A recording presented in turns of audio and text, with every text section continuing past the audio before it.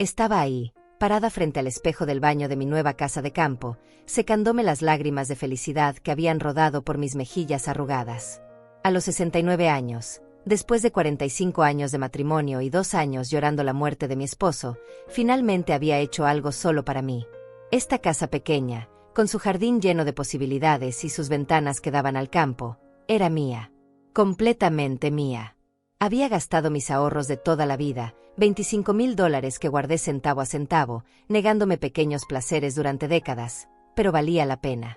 Por primera vez en mi vida, tenía un lugar que nadie podría quitarme, un refugio donde podría plantar mis flores, leer mis libros y simplemente existir en paz. Toqué la pared recién pintada de color crema, inhalé el aroma a madera nueva y sentí algo que no había experimentado en años: libertad pura. Esta mañana había desayunado en mi pequeña cocina mientras escuchaba el canto de los pájaros. Había regado las macetas que había comprado en el pueblo y había planeado dónde pondría mi mecedora favorita. Todo era perfecto. Todo era mío. El teléfono sonó cuando estaba acomodando mis pocas pertenencias en el armario del dormitorio principal. Vi el nombre de mi hija Rafaela en la pantalla y sonreí, pensando que tal vez quería felicitarme por mi nueva casa, aunque sabía que ella había estado en contra de esta compra desde el principio. «Mamá, es un desperdicio de dinero», me había dicho una y otra vez. «Deberías quedarte en tu departamento, cerca de nosotros». Cerca de nosotros, no conmigo. Cerca, para estar disponible cuando me necesitaran. «Hola, mijita», contesté con esa alegría maternal que nunca se apaga, sin importar cuántas veces te hayan decepcionado. «Mamá, prepárate. En 1 hora estaré ahí con 20 personas de la familia de Ignacio», me dijo sin siquiera saludar, con esa voz autoritaria que había desarrollado desde que se casó. «Haz comida para todos y prepara nuestros cuartos. Nos quedaremos solo 2 semanas». El mundo se detuvo. Literalmente sentí como si el piso se moviera bajo mis pies. Mi corazón comenzó a latir tan fuerte que pensé que se me saldría del pecho. ¿Cómo que 20 personas, Rafaela? Yo acabo de llegar, no tengo nada preparado, ni siquiera tengo comida para... Mamá, no seas dramática. Es tu familia ahora, tienes que recibirlos bien. Ignacio dice que su prima Paula viene con sus 4 hijos pequeños, su hermano Nazario con su esposa e hijos gemelos, y también vienen los tíos Pascual y Rubén con sus familias. Es época de vacaciones y necesitan un lugar donde quedarse gratis. Tu casa es perfecta. Pero Rafaela, yo no tengo espacio para tanta gente, esto es una casa pequeña de 2 habitaciones. Y además, no hay peros. Somos tu familia, tienes la obligación de ayudarnos. Además, ¿para qué compraste esa casa tan grande si no es para que la usemos? No seas egoísta, mamá. Ya venimos en camino. Así que ponte las pilas y prepara todo. Ah, y asegúrate de que haya suficientes toallas limpias para todos. Los niños van a querer nadar en el río, así que también prepara algo de comer para el camino de regreso. Nos vemos. Colgó. Así, sin más. Me quedé ahí, sosteniendo el teléfono con la mano temblorosa, sintiendo como toda la felicidad que había sentido hace apenas unos minutos se desvanecía como humo. 20 personas. En mi casa nueva. Sin previo aviso. Sin preguntarme si podía, si quería, si tenía los medios para atenderlos. Y lo peor de todo, hablando de mi casa como si fuera un hotel familiar gratuito. Miré alrededor de mi pequeña casa de 2 habitaciones y un baño. ¿Dónde iban a dormir 20 personas? ¿En el piso? ¿En mi sala que apenas tenía un sofá pequeño? Mi refrigerador estaba prácticamente vacío, apenas tenía algunos huevos, un poco de leche y unos tomates que había comprado en el pueblo. ¿Cómo iba a alimentar a 20 personas con eso? ¿Con qué dinero iba a comprar comida para 2 semanas para tanta gente? Pero lo que más me dolió no fue la logística imposible de la situación. Lo que me partió el corazón fue darme cuenta de que, una vez más, mi opinión no importaba. Mi hija había decidido por mí, había dispuesto de mi casa, de mi tiempo, de mi dinero, como si yo fuera su empleada y no su madre. Como si esta casa, que había comprado con el sudor de mi frente y los ahorros de toda mi vida, fuera un hotel gratuito para la familia de su esposo. Me senté en el borde de mi cama nueva, esa que había elegido con tanto cuidado, pensando en las mañanas tranquilas que pasaría ahí leyendo, y comencé a sentir esa familiar sensación de vacío en el estómago. Era la misma que sentía cada vez que Rafaela y su esposo aparecían en mi antiguo departamento, se servían lo que había en mi refrigerador, usaban mi lavadora, veían mi televisión y se iban dejando todo sucio y desordenado, como si fuera lo más natural del mundo. Recordé vívidamente el día después del funeral de mi esposo, cuando más necesitaba apoyo emocional. Rafaela había aparecido con cajas vacías y una sonrisa falsa. «Mamá, tienes demasiadas cosas, necesitas deshacerte de todo esto», me había dicho mientras empacaba los libros de mi difunto marido sin preguntarme. «Nosotros nos llevamos esto, tú no lo necesitas. A tu edad ya no lees tanto». Y yo, en mi dolor y confusión, la había dejado llevarse la mitad de mis recuerdos, incluyendo el reloj de oro que había sido de mi suegro. Cuando vendí el departamento para comprar esta casa, ella había insistido en que le diera el dinero a ella para invertirlo mejor. «Mamá, tú no entiendes de finanzas, yo sé cómo hacer que ese dinero crezca», me había dicho con esa sonrisa condescendiente que tanto odiaba. Cuando me negué, no me habló durante un mes completo. Y ahora, el primer día en mi nueva casa, ya estaba reclamando su derecho a usarla como si fuera suya. Las lágrimas comenzaron a rodar por mis mejillas mientras veía por la ventana el jardín que había soñado cuidar. En una hora, todo este silencio, esta paz, esta sensación de libertad, se convertiría en caos.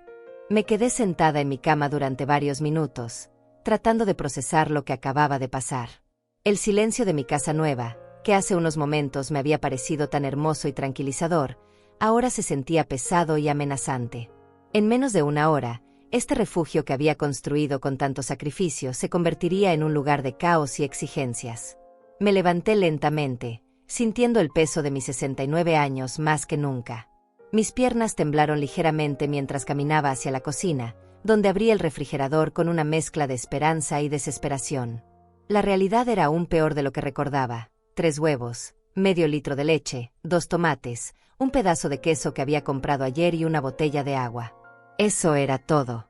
Absolutamente todo lo que tenía para alimentar a 20 personas. Abrí los gabinetes con manos temblorosas. Una lata de frijoles, otra de atún, un paquete de arroz a medio terminar, sal, pimienta y aceite. Ni siquiera tenía suficientes platos. Había comprado un juego para 4 personas, pensando que sería más que suficiente para mis necesidades. Nunca imaginé que mi hija convertiría mi hogar en un campamento de refugiados familiares. Miré el reloj. 50 minutos. 50 minutos para hacer un milagro. Tomé mi bolsa y las llaves del carro, sabiendo que tendría que ir al pueblo a comprar comida, pero cuando revisé mi billetera, mi corazón se hundió aún más.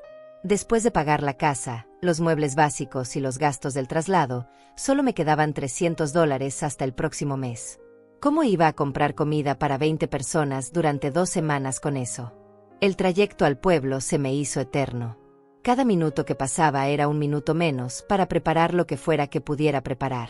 En el pequeño supermercado del pueblo, corrí por los pasillos como una mujer desesperada, calculando mentalmente cada dólar que gastaba. Arroz, frijoles, pasta, salsa de tomate, algunas verduras baratas, pan.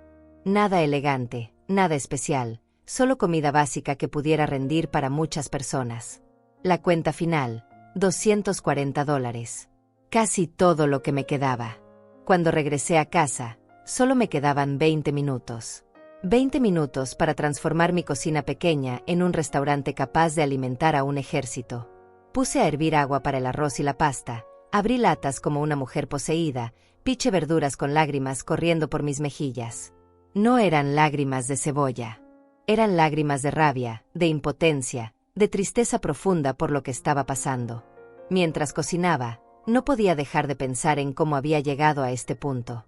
Después de la muerte de mi esposo, había tratado de ser la madre perfecta, la suegra comprensiva, la abuela disponible. Cuando Rafaela necesitaba una niñera, ahí estaba yo. Cuando necesitaba dinero prestado, ahí estaba yo. Cuando quería usar mi carro porque el suyo estaba en el taller, ahí estaba yo. Siempre disponible, siempre dispuesta, siempre diciendo que sí. Recordé la vez que Ignacio, mi yerno, había llegado a mi antiguo departamento con 3 amigos sin avisar, esperando que les cocinara y les diera de beber durante todo un fin de semana de fútbol. «Es que mi mamá no está en la ciudad, y vete, y usted cocina tan rico», me había dicho con esa sonrisa falsa que tanto me molestaba. Y yo, como siempre, había corrido al supermercado, había gastado mi dinero y había cocinado para ellos como si fuera su empleada personal. O la vez que Rafaela me había pedido que cuidara a los hijos de su cuñada porque ella tenía una emergencia familiar. 3 niños pequeños durante una semana entera, sin pagarme ni un centavo, sin siquiera preguntarme si podía hacerlo. Cuando le mencioné que había tenido que cancelar mis citas médicas por cuidarlos, me había dicho: «Ay, mamá, no seas dramática. Además, es bueno que tengas algo que hacer, para que no te sientas tan sola». Sola. Esa palabra me resonaba en la cabeza mientras revolvía la salsa de tomate. Me sentía más sola rodeada de mi familia que cuando estaba realmente sola. Porque la soledad verdadera es honesta, no pretende amarte mientras te utiliza. El sonido de carros acercándose me sacó de mis pensamientos. Miré por la ventana y vi 3 vehículos llenos de gente bajándose como si llegaran a un resort todo incluido. Niños gritando, adultos riendo, maletas siendo sacadas de las cajuelas. Y ahí estaba Rafaela, dirigiendo el espectáculo como la anfitriona oficial de mi casa. «Mamá», gritó desde afuera, «ven a ayudarnos con las maletas». Me quedé ahí, parada en mi cocina, sosteniendo la cuchara de madera con la que había estado revolviendo la salsa, y algo dentro de mí se quebró. No de la manera dramática que ves en las películas, sino de una forma silenciosa y definitiva. Como cuando se rompe el hilo más delgado que sostiene un peso demasiado pesado. Salí de la cocina y abrí la puerta principal. Lo que vi me quitó el aliento. 20 personas, efectivamente. Desde bebés hasta adultos mayores, todos bajándose de los carros como si llegaran a su casa de vacaciones favorita. Algunos ya tenían trajes de baño puestos, otros cargaban neveras portátiles llenas de cerveza, y todos, absolutamente todos, me miraban con esa sonrisa expectante de quien sabe que va a ser atendido como un rey. «Y vete», gritó Paula, la prima de Ignacio, mientras cargaba a un bebé llorón. «¡Qué hermosa casa! Los niños van a estar tan felices aquí. Espero que hayas preparado mucha comida porque venimos con hambre del viaje». Nazario, el hermano de Ignacio, se acercó dándome una palmada en la espalda como si fuéramos viejos amigos. «Suegra, esto está perfecto para las vacaciones. ¿Ya está lista la comida? Los niños no han almorzado». Los niños no han almorzado. Claro que no han almorzado. Porque sabían que la abuela Ivete estaría ahí para solucionarlo todo, como siempre. Como la empleada confiable que nunca dice que no. «Mamá», me dijo Rafaela acercándose con una sonrisa que no llegaba a sus ojos, «espero que hayas preparado las habitaciones. Paula y su familia van a necesitar la habitación principal porque el bebé llora mucho en las noches, y nosotros podemos dormir en la otra. Los demás pueden acomodarse en la sala». La habitación principal. Mi habitación. La habitación donde había puesto mis cosas hace apenas unas horas, donde había imaginado despertarme todas las mañanas viendo el jardín por la ventana. Sin preguntarme, sin consultarme, ya habían decidido que yo dormiría en el sofá de mi propia casa. Miré a todas estas personas invadiendo mi espacio, tocando mis cosas, hablando de mi casa como si fuera suya, y por primera vez en muchos años, sentí algo diferente a la resignación. Sentí una chispa pequeña pero real de algo que había olvidado que existía, indignación. Pero todavía no sabía qué hacer con ella. «Mamá, la comida», me gritó Rafaela desde la puerta, como si fuera una mesera que se había tardado demasiado en tomar la orden. «Los niños tienen hambre y los adultos también queremos almorzar antes de instalarnos». Regresé a la cocina como un zombi, sintiendo los ojos de 20 personas clavados en mi espalda. En la estufa, el arroz se había pegado un poco al fondo de la olla, la pasta estaba al punto de pasarse y la salsa de tomate se veía más aguada de lo que hubiera querido. Pero era lo que había. Era lo que había logrado hacer con el poco tiempo y dinero que tenía. Comencé a servir en los pocos platos que tenía, sabiendo que no iban a alcanzar. Efectivamente, después de servir 8 platos, se me acabaron los trastes. Tuve que improvisar con tazas, platos hondos y hasta usar la tapa de una olla como plato para uno de los niños más pequeños. La humillación era completa. «¿Esto es todo?», preguntó Nazario al ver su plato con la pequeña porción de arroz con salsa que había podido servirle. «Pensé que habría carne o pollo. ¿No tienes nada más?» «Es que llegaron muy de repente y no tuve tiempo de…», empecé a explicar, pero Ignacio me interrumpió. «Y vete, está bien, Entendemos que no esperabas tanta gente, pero podrías haber hecho un esfuerzo. Somos familia, ¿no? Además, esta casa está hermosa. Seguramente tienes dinero guardado para comprar mejores cosas. Dinero guardado. Si supieran que acababa de gastar casi todo lo que me quedaba en esa comida que estaban criticando, tal vez. No, probablemente seguirían criticando. La familia de Ignacio tenía esa habilidad especial de hacerte sentir culpable sin importar las circunstancias. Abuela, me dijo uno de los gemelos de Nazario, un niño de unos 8 años, ¿tienes videojuegos? En casa de mis otros abuelos sí tienen. No, mi amor, aquí no hay videojuegos, le respondí con la voz más dulce que pude, tratando de no descargar mi frustración en un niño inocente. ¿Y televisión por cable? ¿Y wifi? Siguió preguntando. Tampoco, mi vida. Acabo de mudarme y todavía no he contratado esos servicios. El niño me miró como si le hubiera dicho que vivía en una cueva. Entonces, ¿qué vamos a hacer por 2 semanas? Esto es aburrido. Paula, mientras cambiaba el pañal de su bebé en mi mesa del comedor, se sumó a la conversación. Y vete, necesitamos que vayas al pueblo a comprar pañales, leche de fórmula y comida para bebé. Se me olvidó traer suficiente para 2 semanas. También necesitamos protector solar, repelente de mosquitos y algunas cosas más. Me extendió una lista escrita a mano en una servilleta. Aquí está todo anotado. Puedes ir esta tarde. Tomé la lista con manos temblorosas. Pañales, fórmula, protector solar, repelente, toallas sanitarias, medicina para el dolor de cabeza, aspirinas, antiácido, champú para niños, jabón antibacterial, detergente para lavar ropa. La lista parecía interminable. Calculé mentalmente. Al menos $200 más. Los últimos $200 que me quedaban. Paula, le dije tratando de mantener la calma, yo no tengo mucho dinero disponible ahora mismo. Acabo de comprar la casa y... Ay, y vete, me interrumpió riendo. No seas dramática. Son cositas básicas. No te va a quebrar. Además, es para tu familia. Estoy segura de que tienes algo guardado para emergencias. Emergencias. Ellos eran mi emergencia, pero no del tipo que había planeado. Pascual, uno de los tíos de Ignacio, se acercó con una cerveza en la mano. Una cerveza que había sacado de su propia nevera, por suerte, porque yo ni siquiera tenía bebidas. Y vete. ¿Dónde podemos poner nuestras cosas? Necesitamos espacio en el refrigerador para nuestras cervezas y comida. Abrí mi pequeño refrigerador, que ya estaba lleno con las pocas cosas que había comprado esa mañana. Bueno, pueden mover mis cosas y... Perfecto, dijo mientras comenzaba a sacar mis cosas del refrigerador para meter las suyas. ¿Y dónde está el cuarto donde vamos a dormir Rubén y yo? Es que, solo tengo 2 habitaciones, y Rafaela dijo que... Ah, no te preocupes. Podemos dormir en la sala. Solo asegúrate de tener suficientes cobijas y almohadas. Hace frío en las noches aquí en el campo. Cobijas y almohadas. Para 20 personas. Tenía exactamente 3 cobijas y 4 almohadas en toda la casa. Mi casa que se estaba convirtiendo en un hotel de caridad. Mientras tanto, los niños habían descubierto mi jardín y estaban correteando entre las macetas que había comprado con tanto cariño esa mañana.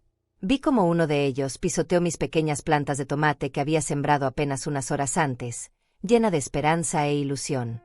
Niños, tengan cuidado, grité desde la ventana. ¡Ay, déjalos!, me gritó de vuelta Nazario. Son niños, necesitan correr y jugar. Para eso vinimos al campo, para que pudieran estar libres. Libres. En mi jardín. Destruyendo mis plantas. Con mi dinero pagando mis comidas. Mientras yo me convertía en la empleada de hotel de toda esta gente. Rafaela se acercó a mí mientras yo lavaba los platos en el fregadero pequeño de la cocina. Mamá, necesito hablar contigo. La familia de Ignacio está muy emocionada de estar aquí, pero creo que podrías esforzarte un poco más para que se sientan bienvenidos. Me volteé a verla, con las manos chorreando agua jabonosa. Esforzarme más. Sí, mamá. La comida estuvo básica. Y la casa se siente un poco fría, como si no quisieras que estuviéramos aquí. Recuerda que esta es una oportunidad para que conozcas mejor a la familia de tu yerno. Deberías estar agradecida de que quieran pasar tiempo contigo. Agradecida.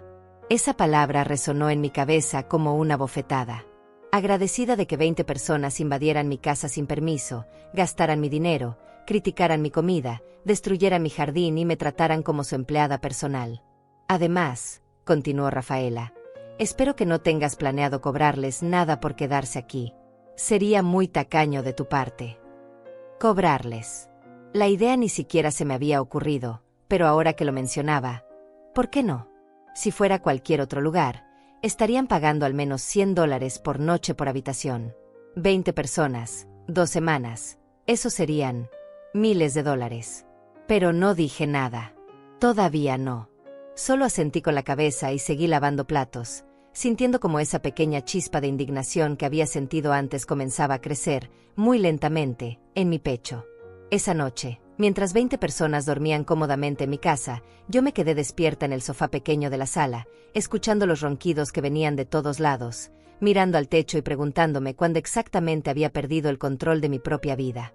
La respuesta vino a mí en la oscuridad, lo había perdido poco a poco, cada vez que dije sí cuando quería decir no. Cada vez que puse las necesidades de otros antes que las mías. Cada vez que dejé que me trataran como si mi tiempo, mi dinero y mi espacio no tuvieran valor. Pero por primera vez en mucho tiempo, también me di cuenta de algo más. Todavía estaba a tiempo de recuperar ese control. Desperté a las 5 de la mañana con un dolor terrible en la espalda por haber dormido en el sofá. El silencio de la madrugada duró exactamente 30 segundos antes de que comenzara el caos. El bebé de Paula empezó a llorar, despertando a todos los demás niños, que inmediatamente comenzaron a correr por la casa gritando y jugando como si fuera un parque de diversiones. Me levanté del sofá, sintiendo cada uno de mis 69 años en las articulaciones, y me dirigí a la cocina para hacer café. Necesitaba cafeína para sobrevivir lo que se avecinaba. Pero cuando llegué, me encontré con Nazario ya ahí, revisando mi refrigerador como si fuera el suyo. «Buenos días, Ivete», me dijo sin levantar la vista. «¿Dónde está el café? Y necesitamos leche para los cereales de los niños». «No tengo cereales», le respondí, tratando de mantener un tono neutral. «¿Cómo que no tienes cereales? ¿Qué van a desayunar entonces los niños?» Era una pregunta honesta, y yo no tenía una respuesta honesta. No tenía cereales, no tenía suficiente leche, no tenía suficiente de nada para alimentar a 20 personas durante 2 semanas. Mi pequeña despensa estaba diseñada para una sola persona que comía de manera simple y económica. «Puedo hacer huevos revueltos», ofrecí, sabiendo que me quedaban exactamente 6 huevos después de los que había usado ayer. «¿6 huevos para 20 personas?», me preguntó Nazario riéndose. «Mejor vamos al pueblo a comprar comida de verdad. Pero que sea rápido porque los niños van a tener hambre pronto». «Vamos». Como si fuera una decisión conjunta. Como si el dinero fuera de ambos. Como si yo no acabara de gastar mis últimos ahorros ayer en una comida que habían criticado. Paula apareció en la cocina con el bebé en brazos y cara de pocos amigos. «Ivete, necesito que hiervas agua para el biberón, y también necesito que laves esta ropa porque el bebé se hizo encima en la noche». Me extendió una bolsa llena de ropa sucia que olía terrible. «¿No trajiste suficiente ropa para el bebé?», le pregunté. «Sí, pero no pensé que se iba a ensuciar tanto. Además, aquí tienes lavadora, ¿no? Es más fácil lavar aquí que cargar tanta ropa». Más fácil para ella. Más trabajo para mí. Más gasto de agua, luz y detergente para mí. Los niños comenzaron a llegar a la cocina como una manada de lobos hambrientos. 5 niños entre los 4 y los 12 años, todos preguntando qué había para desayunar, todos esperando que la abuela mágica produjera comida de la nada. «Abuela, tengo hambre», me dijo la niña más pequeña, con una cara tan inocente que me partió el corazón. No era culpa de ella estar en esta situación. «Ya sé, mi amor. Vamos a ver qué podemos hacer», le respondí, abriendo gabinetes vacíos y tratando de hacer milagros. Rubén apareció bostezando y rascándose la barriga. «Ivete, ¿tienes café?» «Y no de ese instantáneo. Espero. Algo decente». «Café decente». Acababa de levantarme de mi propio sofá después de ser expulsada de mi propia cama, y me estaba pidiendo café gourmet. Solo tengo café instantáneo, le dije. ¿En serio? Bueno, supongo que tendremos que ir al pueblo a comprar café de verdad también. Y ya que vamos, podemos comprar todo lo que necesitamos para estos días. Podemos. Otra vez esa palabra. Como si fuéramos socios en este desastre. Rafaela bajó de mi habitación, donde había dormido cómodamente en mi cama, con cara de haber descansado perfectamente. Buenos días, mamá. ¿Ya está listo el desayuno? Ignacio tiene hambre y no le gusta esperar. Rafaela, no tengo comida suficiente para... Mamá, ya habíamos hablado de esto ayer. Necesitas organizarte mejor. Somos 20 personas, no puedes improvisar. ¿Por qué no haces una lista de compras bien hecha y vas al pueblo? Nosotros podemos quedarnos aquí cuidando la casa. Cuidando mi casa. Mientras yo gastaba mi dinero comprando comida para ellos. Ignacio apareció detrás de Rafaela, con esa sonrisa falsa que también conocía. Suegra, buenos días.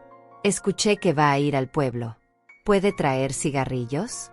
Y cerveza, que la que trajimos no va a durar 2 semanas. También necesitamos carbón para hacer asado mañana. Cigarrillos, cerveza, carbón. La lista de gastos seguía creciendo y mi billetera seguía encogiendo. Ignacio, yo no fumo y no bebo, no sé qué marcas. No se preocupe, cualquier marca está bien. Lo importante es que tengamos suficiente para pasarla bien. Pasarla bien. Con mi dinero. En mi casa. Mientras yo trabajaba como su empleada personal. Pascual se unió al grupo en la cocina. Y vete. Anoche hablé con Rubén y pensamos que sería buena idea hacer una parrillada grande para toda la familia. Podemos invitar a más parientes que viven cerca. ¿Qué te parece si organizamos algo para el fin de semana? ¿Más parientes? Pregunté sintiendo como mi presión arterial subía. Sí, somos una familia grande y unida. Será divertido. Solo necesitamos que compres carne para unas 30 personas más o menos. Nada del otro mundo. 30 personas. Carne para 30 personas. Calculé mentalmente. Al menos $500 más. Dinero que definitivamente no tenía. No creo que pueda costear. Ay, y vete, me interrumpió Paula. No seas tacaña. Es una reunión familiar. Además, con lo que te ahorras en no pagar hotel para todos nosotros, seguramente puedes permitirte una parrillada. No pagar hotel. Como si estar en mi casa fuera gratis. Como si mi tiempo, mi espacio, mi tranquilidad no valieran nada. Los niños, mientras tanto, habían encontrado mis pocas cajas de galletas saladas y las estaban comiendo directamente del paquete, regando migajas por toda mi cocina recién limpia. Niños, no coman eso, grité. Esas galletas son para... ¿Para qué, mamá?, me preguntó Rafaela con tono molesto. Son solo galletas. Los niños tienen hambre y tú no has preparado nada para el desayuno. Al menos déjalos comer algo. Algo. Mis galletas. Mi comida. Mi última reserva de comida en la casa. Mamá, continuó Rafaela, creo que estás siendo un poco egoísta. Esta es una oportunidad hermosa para convivir en familia y tú solo te estás quejando por pequeñeces como galletas y dinero. No te da gusto vernos felices. Felices. Ellos estaban felices gastando mi dinero, durmiendo en mi casa, comiendo mi comida y tratándome como su empleada. Por supuesto que estaban felices. Me quedé ahí parada en mi cocina, rodeada de 20 personas que me miraban como si fuera la villana de la historia por no tener suficiente comida para alimentarlos gratis durante 2 semanas, y algo dentro de mí finalmente hizo clic. No fue una explosión dramática. Fue más bien como cuando se acomoda una pieza de rompecabezas que había estado fuera de lugar durante años. De repente, pude ver la imagen completa con una claridad que me sorprendió. Estas personas no me querían. Me necesitaban. Había una diferencia enorme entre esas dos cosas, y yo había pasado años confundiéndolas. Está bien, les dije con una calma que me sorprendió a mí misma. Voy a ir al pueblo a comprar lo que necesiten. Todos sonrieron, satisfechos de haber ganado otra batalla contra la abuela servicial. Pero mientras tomaba mi bolsa y las llaves del carro, no estaba pensando en comida o en listas de compras. Estaba pensando en algo completamente diferente. Estaba pensando en la oficina del abogado que había visto en el pueblo ayer, y en una conversación que tal vez era hora de tener. Por primera vez en días, salí de mi casa con una sonrisa real en los labios. El viaje al pueblo esa mañana fue el más liberador que había tenido en años. Por primera vez desde que llegó mi familia, estaba sola con mis pensamientos, sin nadie exigiéndome nada, sin niños gritando, sin adultos tratándome como empleada doméstica. El silencio del carro se sentía como un bálsamo para mi alma herida. Pero no fui directamente al supermercado como esperaban. En lugar de eso, estacioné frente a un pequeño café que había visto el día anterior y me senté a tomar un café real, de verdad, mientras organizaba mis pensamientos. Necesitaba tiempo para procesar lo que había entendido esa mañana. ¿Se encuentra bien, señora?, me preguntó la mesera, una mujer de mediana edad con cara amable. Se ve un poco perturbada. Le sonreí tristemente. Digamos que estoy viviendo una situación familiar complicada. Ah, dijo asintiendo con complicidad. Familia. A veces son los que más nos lastiman, ¿verdad? Sus palabras me golpearon como un rayo. Era exactamente eso. Mi propia familia era la que más me lastimaba, y yo había estado tan acostumbrada al dolor que había comenzado a pensar que era normal. Después del café, caminé por el pequeño pueblo hasta encontrar lo que buscaba, Jeremías Vázquez, abogado. El letrero era simple pero profesional. Respiré profundo y entré. Buenos días. Me saludó un hombre de unos 50 años con cara bondadosa. ¿En qué puedo ayudarla? Necesito asesoría legal sobre situaciones familiares, le dije, sintiéndome un poco ridícula pero decidida a continuar. Jeremías me invitó a sentarme y me ofreció agua. Durante la siguiente hora, le conté todo. Desde la llamada de Rafaela hasta la invasión de mi casa, desde los gastos que me estaban obligando a hacer hasta la falta total de respeto por mi propiedad y mi dinero. El hombre me escuchó sin interrumpir, tomando notas ocasionalmente. Señora Ivete, me dijo finalmente, lo que me está describiendo es abuso financiero y emocional. El hecho de que sean familia no les da derecho a usar su propiedad sin permiso o a obligarla a gastar su dinero en ellos. Pero, son mi familia, murmuré, repitiendo la excusa que había usado durante años. La familia verdadera respeta, no explota, me respondió con firmeza. ¿Alguna vez había pensado en establecer límites legales?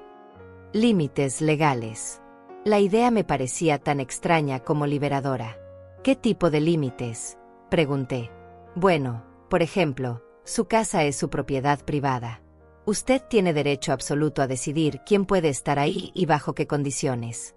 Si alguien se niega a irse cuando usted se lo pide, técnicamente están cometiendo allanamiento de morada. Allanamiento de morada. Mi propia familia.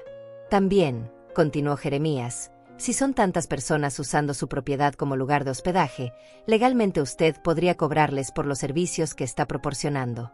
Comida, hospedaje, servicios básicos. En cualquier hotel pagarían cientos de dólares por lo que usted les está dando gratis. ¿Podría realmente cobrarles?, pregunté, sintiendo una mezcla de esperanza y terror. Por supuesto. Es su casa, son sus recursos. Si ellos decidieron venir sin invitación y sin contribuir económicamente, usted tiene todo el derecho de establecer términos comerciales para su estadía. Salí de la oficina de Jeremías con un folder lleno de documentos y una nueva perspectiva sobre mi situación. Había redactado una carta formal estableciendo términos de hospedaje comercial para mi propiedad, con tarifas por habitación, por comida y por servicios. También tenía información sobre mis derechos como propietaria y los pasos legales que podía tomar si alguien se negaba a respetar mis decisiones. Mi siguiente parada fue el banco. Quería saber exactamente cuánto dinero me quedaba y cuánto había gastado en los últimos 2 días. Las cifras eran alarmantes. En menos de 48 horas, había gastado $520 de mis escasos ahorros. A ese ritmo, estaría completamente en bancarrota en una semana. El gerente del banco, un hombre joven llamado Ricardo, revisó mi cuenta con expresión preocupada. Señora Gálvez, estos gastos son muy altos para sus ingresos habituales. ¿Está todo bien?, me preguntó. Le expliqué brevemente la situación, y él asintió con comprensión. Mire, no es asunto mío, pero he visto casos similares. Adultos mayores que se dejan explotar financieramente por familiares. ¿Ha considerado poner límites a sus gastos? Estoy empezando a considerarlo, le respondí. Si necesita ayuda para controlar sus gastos o establecer un presupuesto que la proteja de excesos involuntarios, podemos ayudarla. También podemos configurar su cuenta para que requiera autorización especial para gastos mayores a cierta cantidad. Era otra herramienta que no sabía que existía. Otra forma de protegerme de mi propia generosidad mal dirigida. Finalmente, fui al supermercado. Pero esta vez, compré solo lo básico: arroz, frijoles, pasta, salsa de tomate, algunos vegetales baratos. Nada de lujos, nada de carne para parrilladas, nada de cervezas o cigarrillos. Gasté exactamente $50. Cuando regresé a casa 3 horas después, me recibió un coro de quejas. «Mamá, te tardaste siglos», me gritó Rafaela. «Los niños están hambrientos y nosotros también». «¿Dónde está la carne para el asado?», preguntó Pascual. «Y la cerveza», añadió Ignacio. «Los cigarrillos», insistió Rubén. Los miré a todos, parados en mi sala, en mi casa, esperando que yo resolviera todos sus problemas con mi dinero, y por primera vez en años, no sentí culpa. Sentí claridad. «Traje comida básica», les dije con calma. «Arroz, frijoles, pasta. Suficiente para que nadie se muera de hambre». «¿Pero qué hay de todo lo que te pedimos?», insistió Paula. «No lo compré», respondí simplemente. El silencio que siguió fue ensordecedor. 20 personas me miraron como si hubiera perdido la razón. «¿Cómo que no lo compraste?», preguntó Nazario con voz incrédula. «No tengo dinero para comprar carne para 30 personas, ni cerveza, ni cigarrillos, ni todas las cosas que me pidieron. Solo tengo dinero para comida básica».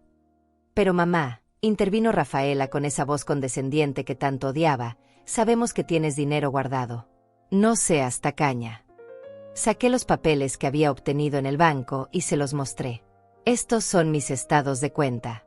En 2 días he gastado $520 de mis ahorros. Me quedan menos de $300 hasta el próximo mes. No hay dinero guardado, no hay reservas secretas. Esto es todo lo que tengo». Los papeles pasaron de mano en mano como evidencia en un juicio. Las caras de incredulidad se fueron transformando en caras de molestia. «Bueno, entonces tendremos que buscar alternativas», dijo Ignacio finalmente. «Podemos contribuir todos para los gastos». «Excelente idea», le respondí, sacando el otro folder de mi bolsa. «De hecho, fui a ver a un abogado esta mañana y preparé un documento que establece las tarifas comerciales para hospedaje en mi propiedad». El silencio regresó, pero esta vez era diferente. Era el silencio de personas que acababan de darse cuenta de que su víctima había dejado de ser víctima.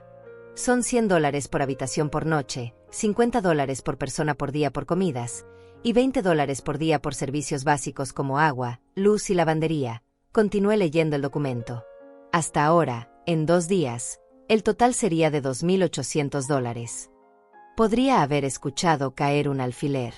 «¿Nos estás cobrando por quedarnos en tu casa?», preguntó Rafaela con voz chillona. «No», le respondí con la mayor calma que pude.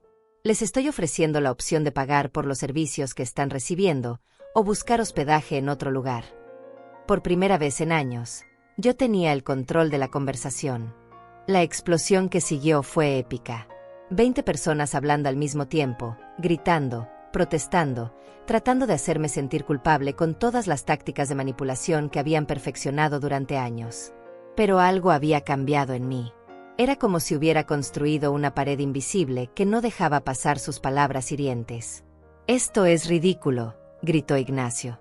«Somos familia. No puedes cobrarnos por quedarnos en tu casa». «¿Desde cuándo eres tan interesada, mamá?», añadió Rafaela con lágrimas de cocodrilo en los ojos. «Papá se estaría revolcando en su tumba si supiera que le estás cobrando a su propia familia». Mencionar a mi difunto esposo fue la gota que derramó el vaso, pero no de la manera que ella esperaba. En lugar de quebrarme, me dio fuerzas. «Tu padre», le dije con voz firme, «trabajó toda su vida para que yo tuviera seguridad económica. Él jamás habría permitido que su familia me tratara como empleada doméstica en mi propia casa». «No te estamos tratando como empleada», protestó Paula. «Te estamos dando la oportunidad de convivir con tu familia».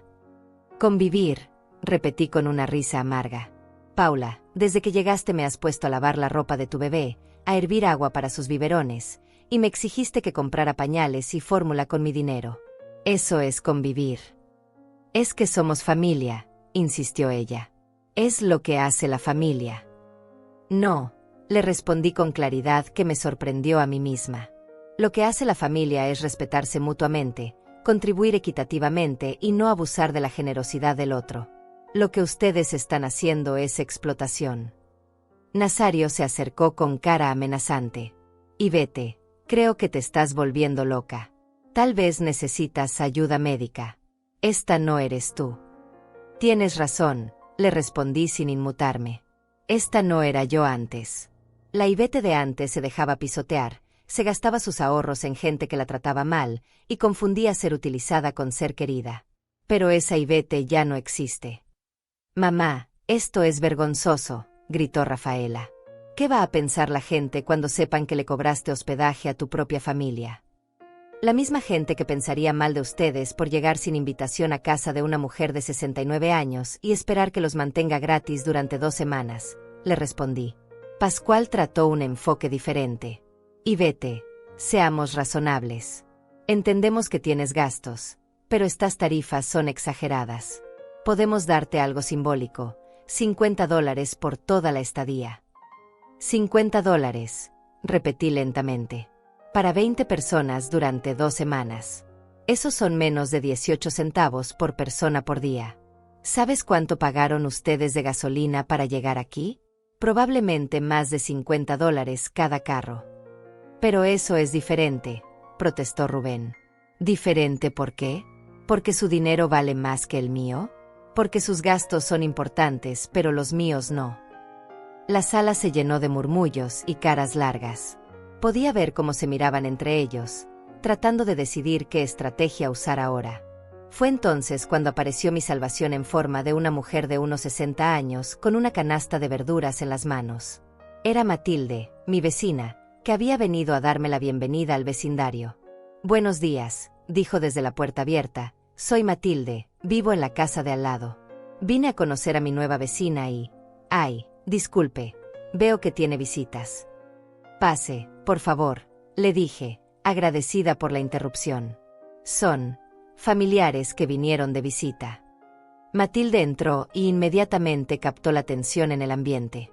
Era una de esas mujeres mayores que han visto tanto en la vida que pueden leer una situación en segundos. ¡Qué familia tan grande!, comentó con una sonrisa, pero sus ojos inteligentes ya estaban analizando la escena. Debe ser caro mantener a tanta gente. Espero que estén contribuyendo con los gastos. El silencio incómodo que siguió fue elocuente. ¿No están contribuyendo?, preguntó Matilde con sorpresa genuina. ¡Ay, qué pena! En mis tiempos, cuando uno visitaba a alguien, siempre llevaba algo o ayudaba con los gastos. Especialmente si eran tantas personas. Es que somos familia, murmuró Rafaela. Ah, con más razón, respondió Matilde con energía.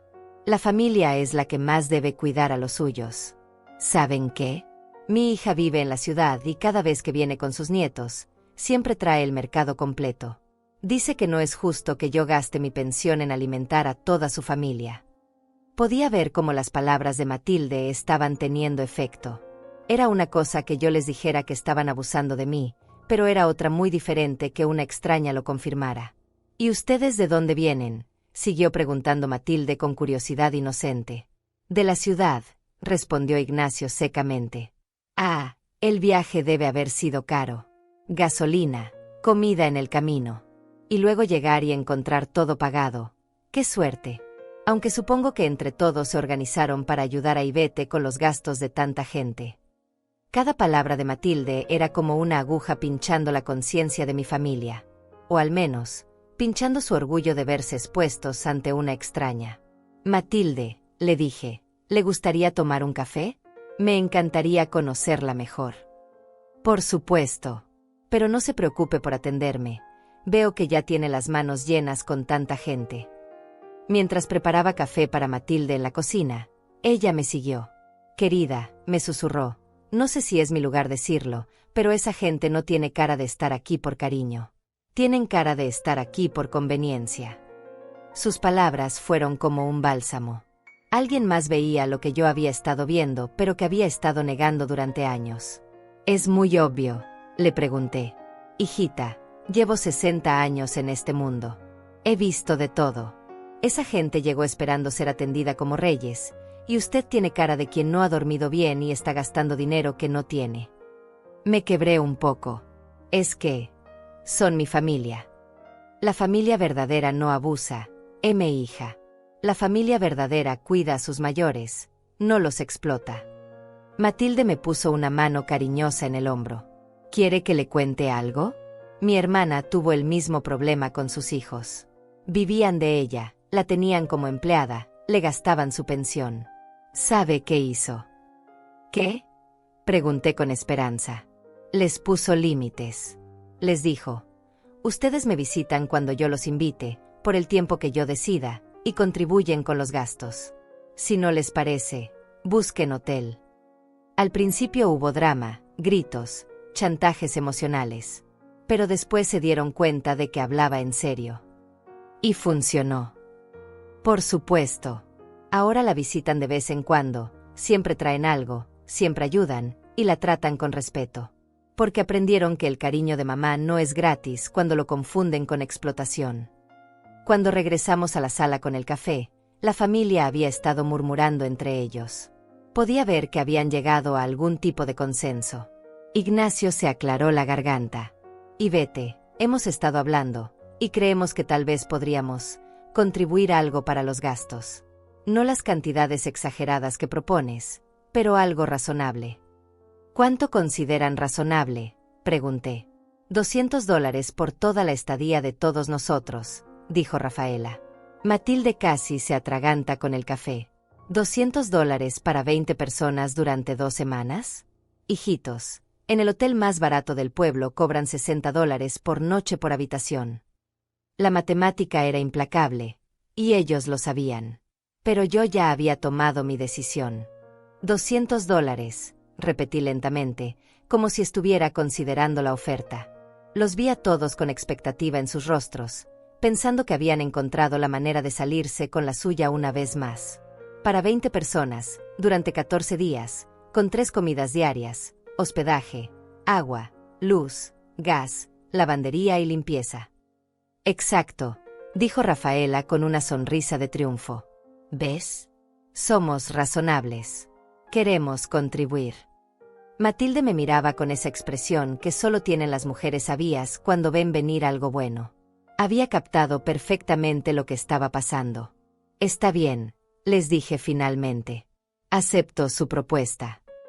Todos suspiraron aliviados. Pensaron que habían ganado.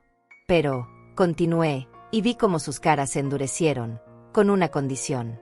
Como esta es ahora una transacción comercial, quiero que firmen un contrato de hospedaje. «¿Un contrato?», preguntó Nazario con desconfianza. «Por supuesto. Si van a pagar por servicios, necesitamos establecer claramente qué incluyen esos servicios y qué no. Es para protegernos a todos». Saqué los papeles que Jeremías había preparado y los puse sobre la mesa de centro. «Este contrato especifica que por $200, ustedes tienen derecho a dormir en el piso de la sala, una comida básica al día, arroz y frijoles, acceso al baño durante horarios específicos, y nada más». «Una comida al día», gritó Paula. «Pero nosotros esperábamos 3 comidas». «Claro que pueden tener 3 comidas al día», le respondí con dulzura. «Pero eso está en el paquete premium, que cuesta los $2.800 que mencioné originalmente». «Esto es absurdo», exploró Ignacio. «Estás loca si piensas que vamos a firmar eso». «No tienen que firmarlo», les dije con perfecta calma. «Pueden buscar hospedaje en otro lugar. De hecho, creo que sería lo mejor para todos». «Mamá», gritó Rafaela, «no puedes echarnos. Somos tu familia». «No los estoy echando», respondí.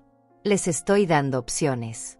Pueden pagar las tarifas comerciales por los servicios que quieren, pueden aceptar los servicios básicos que pueden costear, o pueden buscar alternativas que se ajusten mejor a su presupuesto».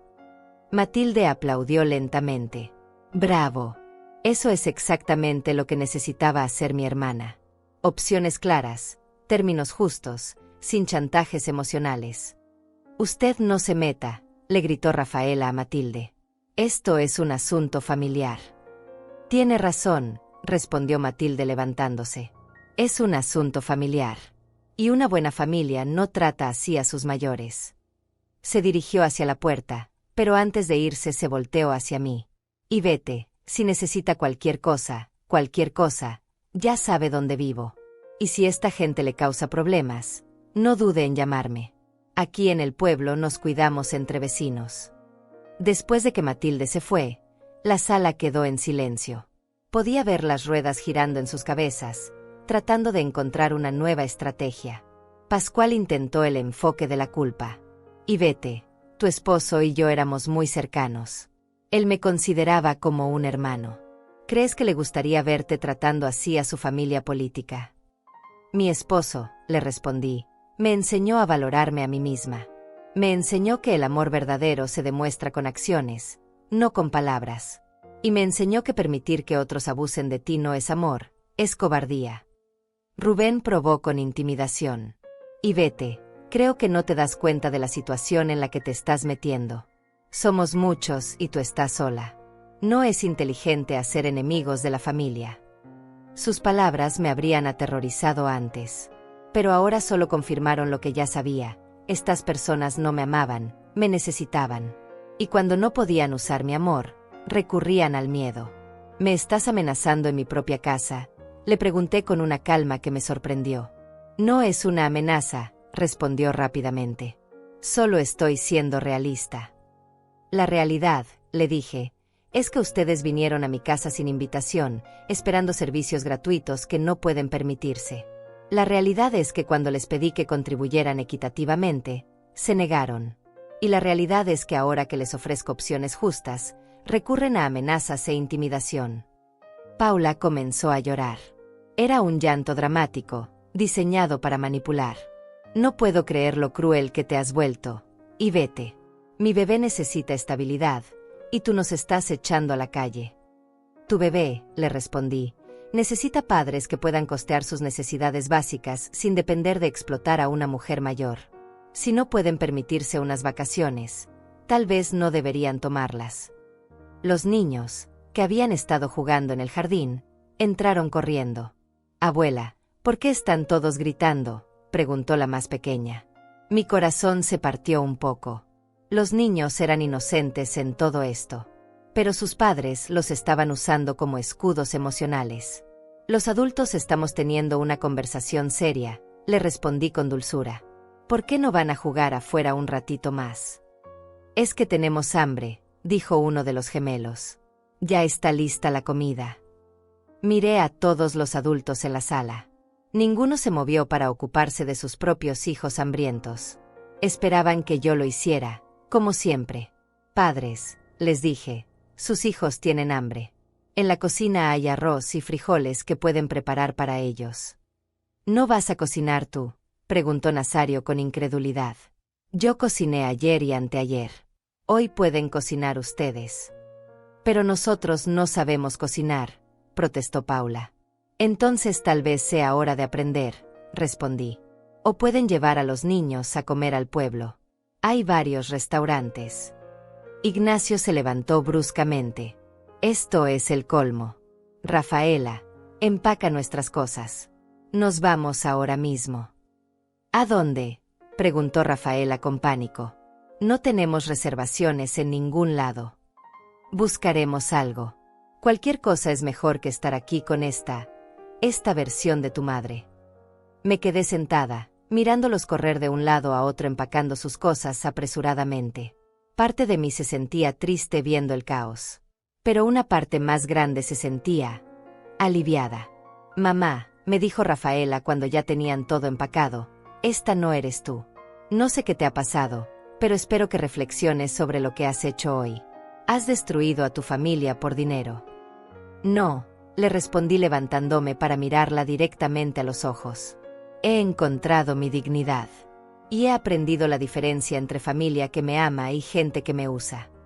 Te vas a arrepentir, me gritó mientras salía. Cuando estés sola y enferma, No vengas a pedirnos ayuda. Prefiero estar sola y con dignidad que acompañada y sin respeto, le respondí. Uno por uno, fueron subiendo a sus carros. Los niños lloraban porque no entendían por qué se tenían que ir tan rápido. Los adultos murmuraban entre ellos, probablemente planeando cómo contarle al resto de la familia lo terrible que era su abuela / suegra. Desde mi ventana, los vi alejarse por el camino de tierra hasta que desaparecieron completamente. Por primera vez en 3 días, mi casa estaba en silencio. Un silencio real, escogido, digno. El silencio que siguió a su partida no fue vacío como había temido. Fue lleno de paz, de posibilidades, de una tranquilidad que había olvidado que existía. Caminé por mi casa lentamente, tocando mis cosas, viendo mis espacios sin la invasión de 20 personas que no respetaban ni mi propiedad ni mi persona. La cocina estaba hecha un desastre. Platos sucios apilados, migajas por todas partes, el refrigerador dejado abierto, salsas derramadas en los gabinetes. Habían usado mis cosas como si fueran desechables, sin ningún cuidado ni consideración. Pero en lugar de sentir rabia, sentí una extraña satisfacción. Cada plato que lavé, cada superficie que limpié, era una pequeña recuperación de mi territorio. Estaba secando el último plato cuando escuché que tocaban a la puerta. Por un momento, mi corazón se aceleró pensando que habían regresado para otra ronda de manipulación y chantajes. Pero cuando abrí, encontré a Matilde con una olla humeante en las manos. Hice sancocho para 2, me dijo con una sonrisa cómplice. Pensé que tal vez tendría hambre después de toda esa batalla campal. La invité a pasar y nos sentamos en mi mesa de comedor, que ahora se veía enorme para solo 2 personas después de haber estado abarrotada con 20. ¿Cómo se siente?, me preguntó Matilde mientras servía el sancocho, que olía glorioso. No lo sé, le respondí honestamente. Tengo miedo de estar haciendo algo terrible. Acabo de alejar a toda mi familia. Matilde dejó de servir y me miró directamente. Hijita, ¿puedo preguntarle algo? Antes de que llegaran esos buitres, ¿cuándo fue la última vez que se sintió genuinamente feliz? La pregunta me tomó por sorpresa. Pensé en los últimos años, en las visitas de Rafaela que siempre terminaban conmigo sintiéndome usada y vacía, en las llamadas que solo llegaban cuando necesitaban algo, en las fiestas familiares donde yo cocinaba y limpiaba mientras otros disfrutaban. Ayer en la mañana, respondí finalmente. Cuando estaba sola en mi casa nueva, regando mis plantas, planeando dónde poner mis muebles. Exacto, dijo Matilde asintiendo. Usted era feliz cuando estaba sola, en paz, disfrutando de lo que había construido con su esfuerzo. Eso le parece terrible. Pero, se supone que la familia es lo más importante, murmuré, repitiendo lo que me habían enseñado toda la vida. La familia sí es lo más importante, me respondió Matilde con énfasis. Pero esa gente no era su familia. Eran parásitos disfrazados de familia. Sus palabras me golpearon como una revelación. Parásitos disfrazados de familia. Era exactamente eso. ¿Sabe qué es lo que más me molestó de toda esa escena?, continuó Matilde. Que ni uno solo de esos adultos se preocupó por usted. Ni uno preguntó cómo se sentía, si tenía dinero suficiente, si era demasiado trabajo para una mujer de su edad. Todo era sobre lo que ellos necesitaban, lo que ellos querían, lo que ellos esperaban. Tenía razón. En 3 días, ni una sola persona había preguntado cómo estaba yo, si necesitaba ayuda, si me sentía cómoda.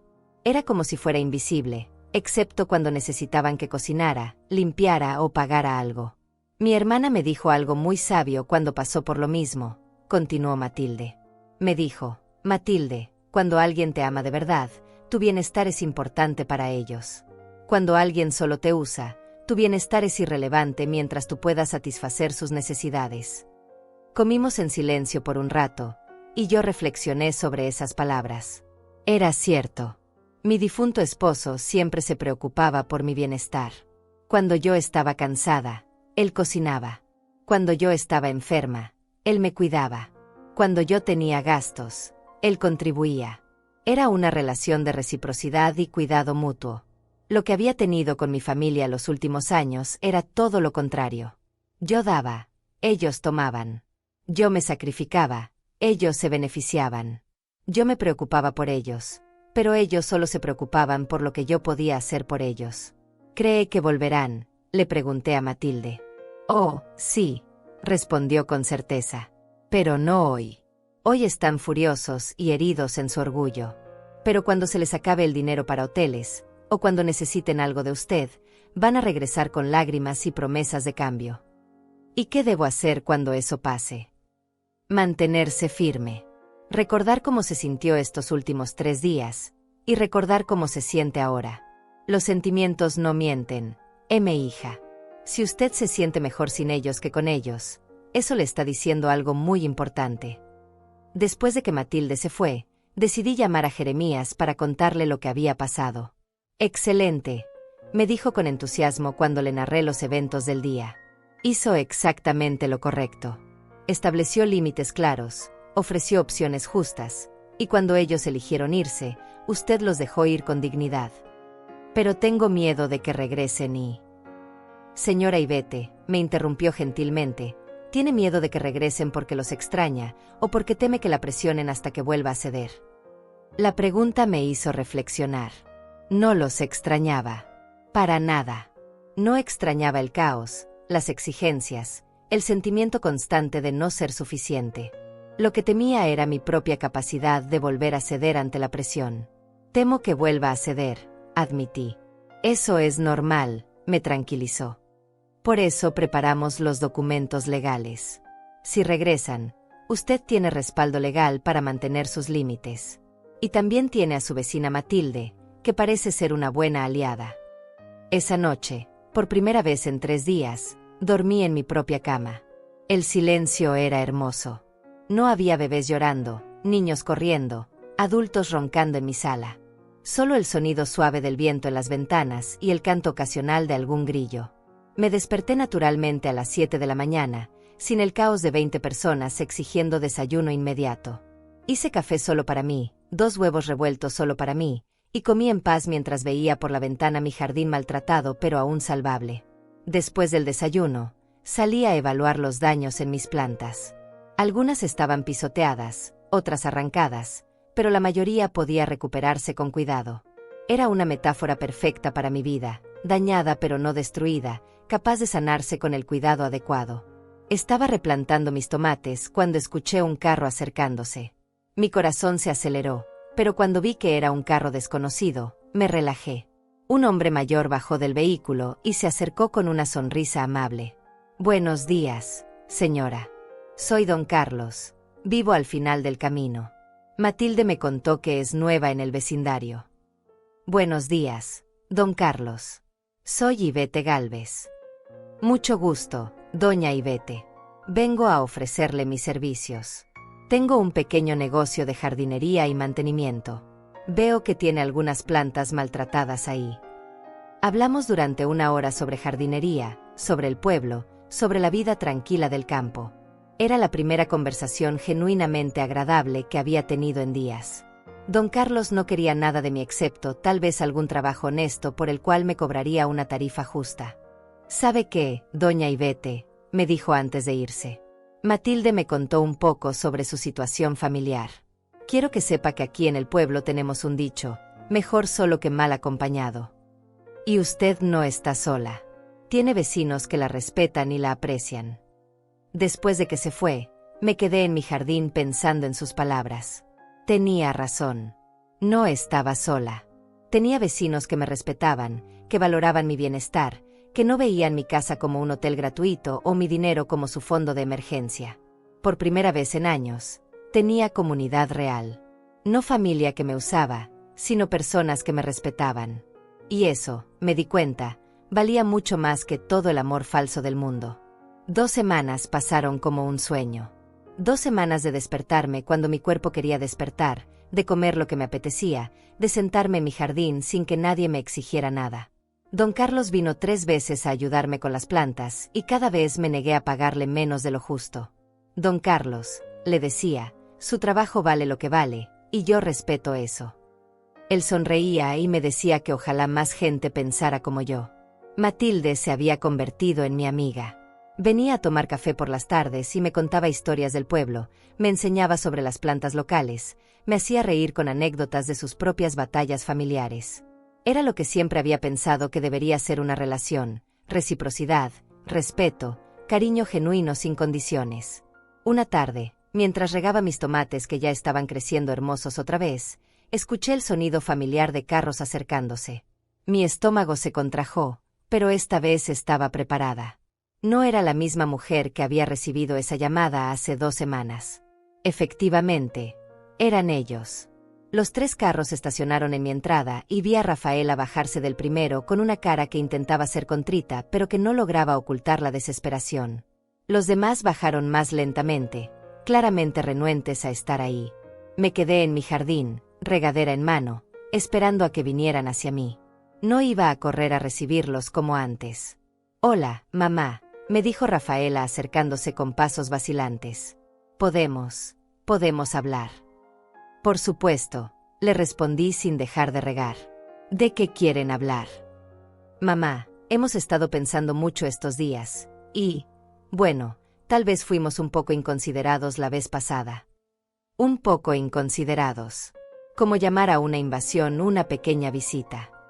«¿Inconsiderados en qué sentido?», pregunté, porque quería que lo dijera explícitamente.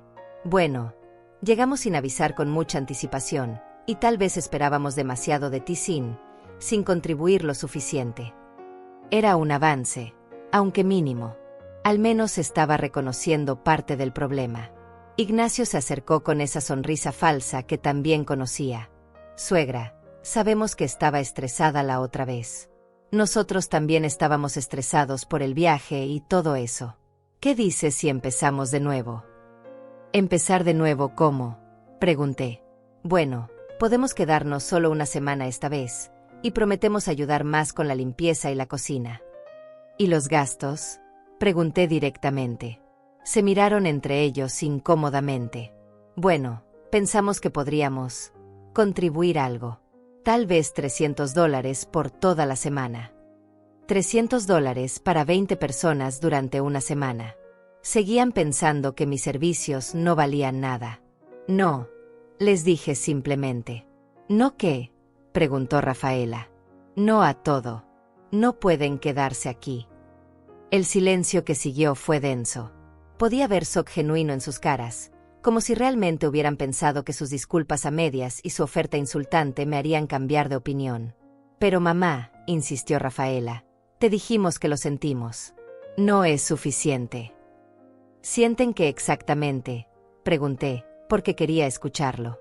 Sentimos haber llegado sin avisar y haber esperado que tú cubrieras todos los gastos sin ayudar». Era más honestidad de la que esperaba, pero aún no era suficiente.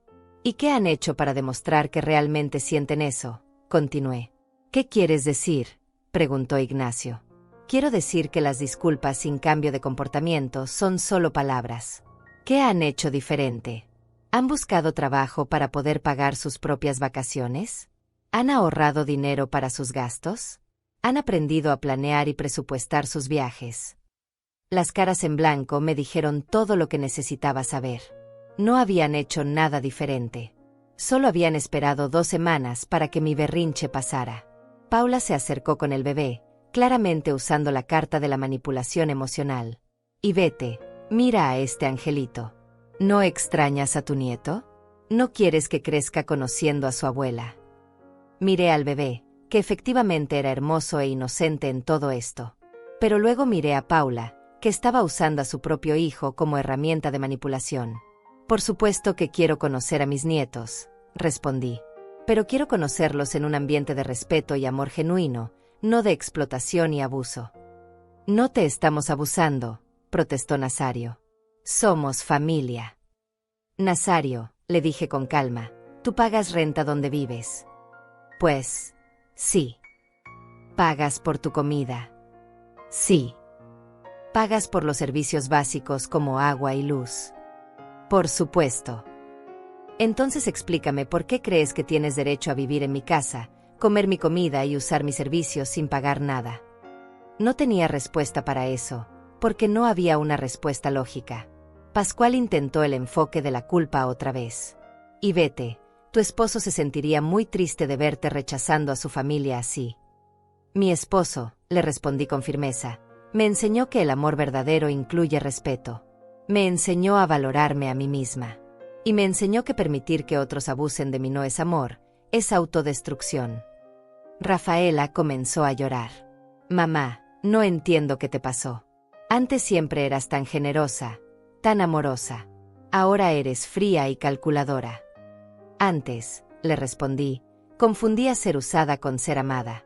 Confundía agotar mis recursos con ser generosa. Confundía permitir abuso con ser amorosa. Ahora sé la diferencia. ¿Entonces qué?, gritó Ignacio con frustración. Ya no somos bienvenidos en tu casa nunca más. Son bienvenidos, les dije, cuando vengan con respeto, cuando contribuyan equitativamente, cuando me traten como un ser humano con derechos y necesidades, y no como una empleada gratuita. Pero esas condiciones son ridículas, protestó Rubén. ¿Qué tiene de ridículo pagar por lo que consumes? ¿Qué tiene de ridículo respetar la propiedad ajena? ¿Qué tiene de ridículo tratar a una mujer mayor con dignidad?, les pregunté. No tenían respuesta porque sabían que yo tenía razón. Sabían que lo que pedía era básico, humano, justo. El problema era que ellos no querían justicia. Querían continuar con el abuso. Se quedaron ahí parados por unos minutos más, mirándose entre ellos, esperando que alguien tuviera una nueva estrategia. Pero no la tenían. Finalmente, Rafaela habló. Está bien, mamá. Si eso es lo que quieres, si prefieres el dinero a tu familia, esa es tu decisión. Pero no esperes que vengamos a visitarte otra vez. No prefiero el dinero a la familia, le respondí tranquilamente. Prefiero la dignidad al abuso. Y prefiero la soledad a la explotación. Uno por uno, regresaron a sus carros. Esta vez no había lágrimas de los niños porque habían entendido que esta visita era diferente.